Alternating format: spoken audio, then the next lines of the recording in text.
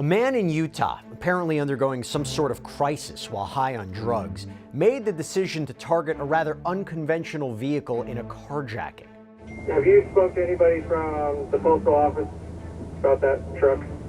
That's right. When a mail carrier was out of his truck, Wilber Hernandez ran up and stole it.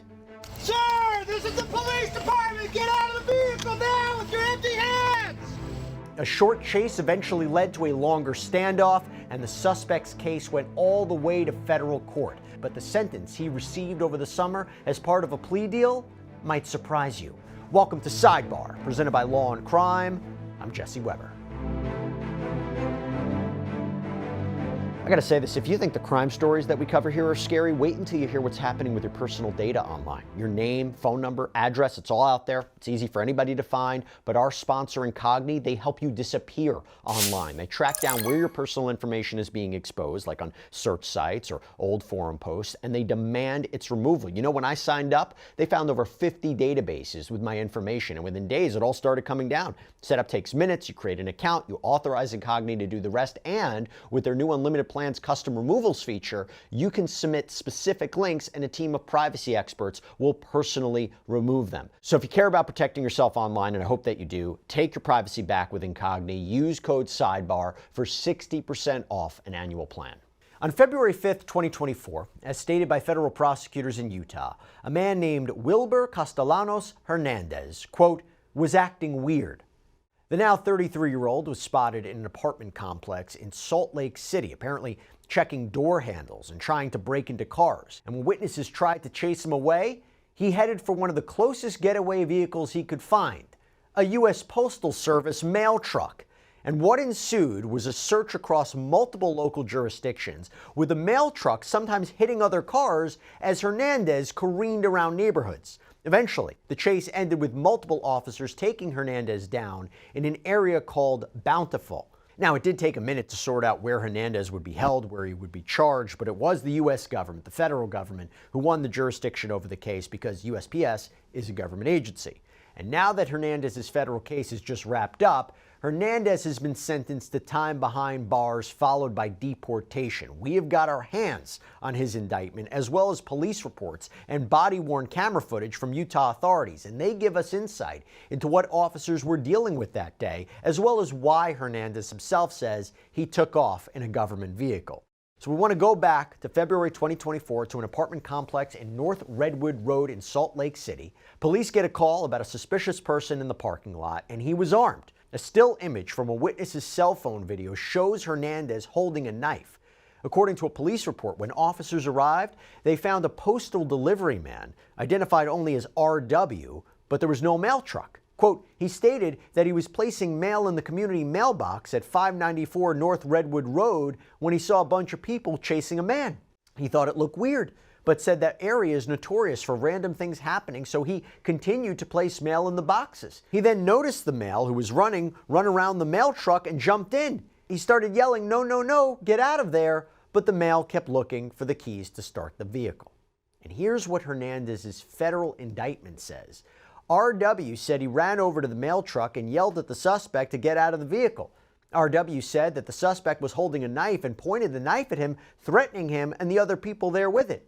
RW said one of the witnesses used a piece of wood to try and hit the suspect to stop him, but the suspect was able to start the truck using the keys that had been left in the vehicle, and the suspect fled the area in the vehicle. The mail truck contained mail matter, including letters, packages, and mail addressed to other people.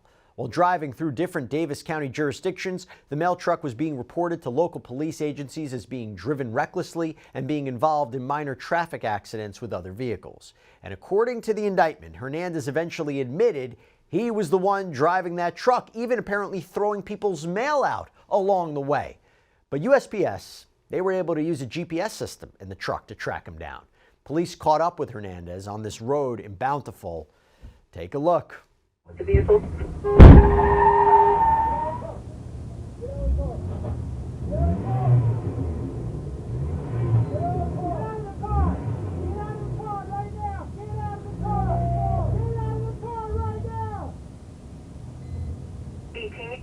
McGeough, he's trying to get away. We got him on gun. Gunpoint, 1327.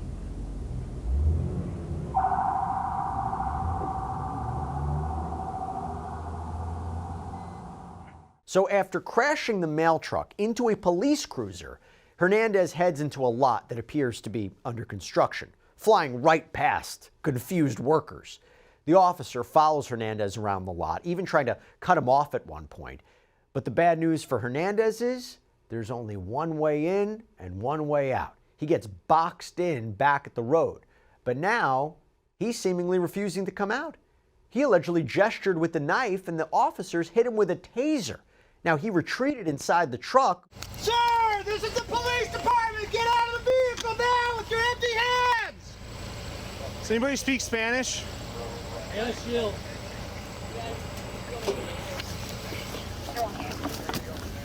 Does anybody speak Spanish? Hey, back up! Sir, this is the police department. Exit the vehicle with your hands empty. Show us your empty hands. Is there anybody that can get a pepper ball? I think a pepper ball just might get him to come out. This is the police department. Stop throwing stuff out of the vehicle. Show us your empty hands and exit the vehicle. We got the knife out.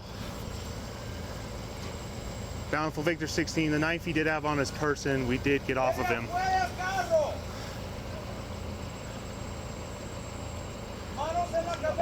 Horton got that off of him. There's still a knife right there on the ground. We didn't pick it up, we just kicked it away. So that's that knife. This is the police department. Exit the vehicle with your hands empty and above your head. More officers start to arrive at the scene, bringing non-lethal weapons like pepper bombs and beanbag guns. And they call out to Hernandez in English and Spanish, asking for him to come out with his hands up.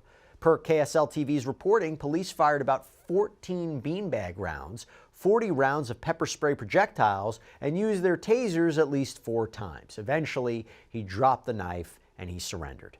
Now, officers, they swarmed Hernandez. They made sure he was no longer armed and dangerous before a more thorough search at a squad car. Estaba buscando por ese diamante. Por el diamante que estaba buscando. Okay. You good with it? Did you make contact with him? You got right here. They're on their way. Yeah, I got this.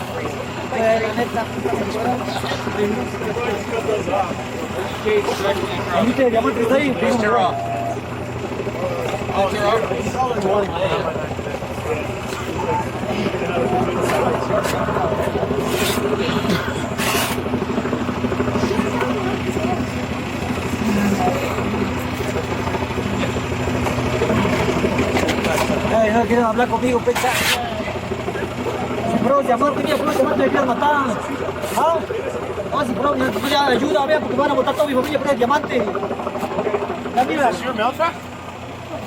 Probably. Está todo el diamante, mira. ¿Es tu carro? ¿Ah? ¿Es tu carro? Me voy a hacer carro. Yo me subí nomás, pero me lo agarré porque había ese carro. Can you tell him to step out? There you go. ¿Dónde está su otro zapato? Ahí está tirado por ahí. Ok, vamos por allá. Yep. Now, let me put him in my cuffs first. Dámelo en Okay, vamos a quitar eso, ¿ok?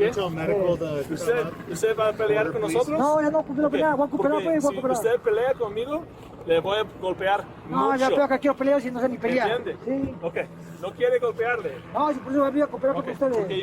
yo golpeo muy, muy duro. Vale, ya sea bien vergado. Dóblete.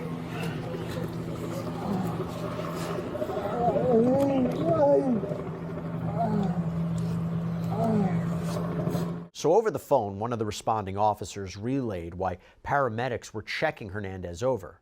No dog. He was hit a bunch by pepper ball, so he smells it. But he was wearing 2 of the coats. He took 2 coats out of the male back seat, and he was wearing those as kind of semi-body armor. And he would later be taken to the hospital to have a fractured arm and finger checked out. This is according to a Salt Lake police report. But he wasn't the only one hurt during this escapade, per KSL TV. Hernandez apparently bit one of the officers during the struggle to the ground. Investigators photographed the knife on the ground. They took it into evidence. And at first, investigators had a hard time identifying Hernandez, who the government says was in the country illegally. According to the police report, the subject had provided multiple iterations of a name and date of birth, but none of the combinations were returning as valid in police records. Once I arrived at the PSB, an FBI liaison was able to identify the subject with a mobile fingerprint scanner. The FBI also provided Salt Lake investigators with translation services once Hernandez was in that interrogation room. All right, Wilber.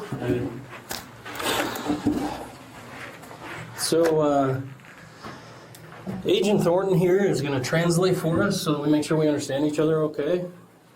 No habla español. Habla español, sí. Nada de inglés, ni un poco. Yo ando aquí para ayudarles a traducir, ¿ok? Yo soy un agente del FBI y ella es un agente para el postal, para los correos. So, yeah, I'm Detective Coles with Salt Lake City Police. Detective Coles del Lago Salado de Salt Lake. And this is Inspector Moore with the U.S. Postal Service. Inspector Moore. And then our translator here is with the FBI, Mr. Thornton, Agent Thornton, okay? So we obviously want to talk to you about what brought us all here today. Queremos hablar sobre lo que, por qué estamos aquí. Okay. Es que yo caminando I was walking. y encontré And the report lays out what Hernandez apparently told investigators. And I'll tell you right now, it's bizarre. Quote, Hernandez said he had been in the area of 400 North leaving his girlfriend's house when he was walking around and found what he described as a jar of diamonds on the street. Hernandez said all of a sudden a group of about 10 people started chasing him for no apparent reason. Hernandez said he ran to a mail truck, which he jumped into. Hernandez said he recognized the vehicle as a mail truck because it was white with mail logos on it and it had mail and packages in it. Hernandez said he was getting assaulted by the group of people now and he pulled out an object that looked like a knife, but he said it wasn't a knife, which he used to defend himself.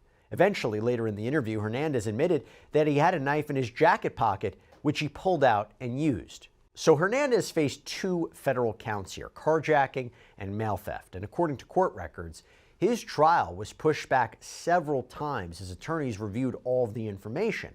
But then, in June of 2025, Utah's 2nd District Court announced a plea had been struck. One of Hernandez's public defenders submitted a filing ahead of sentencing that read, quote, Wilber Castellanos Hernandez, through counsel, asked the court to impose the agreed-upon sentence, 30 months. While this is a substantial difference from the range suggested by the sentencing guidelines, the unusual facts of this case justify the difference. By his own admission, he was under the influence of some drug, likely bath salts. Mr. Hernandez is guilty of the carjacking offense, but this simply wasn't a conventional carjacking. He did take the mail truck for personal gain. By all appearances, he was just trying to flee an attack. Of course, his actions were not privileged. There's no justification or necessity defense, especially given what followed. But that separates this case from those run-of-the-mill carjackings. And as part of the plea, the mail theft count was dropped. Hernandez was convicted of carjacking. He was sentenced to 30 months in federal prison. And according to that sentencing filing, Mr. Hernandez, a citizen of Mexico, will return home when his sentence ends and he is deported. And that's all we have for you right now here on Sidebar. Everybody, thank you so much for joining us. And as always, please subscribe on YouTube, Apple Podcasts, Spotify, wherever you should get your podcasts. You can follow me on X or Instagram.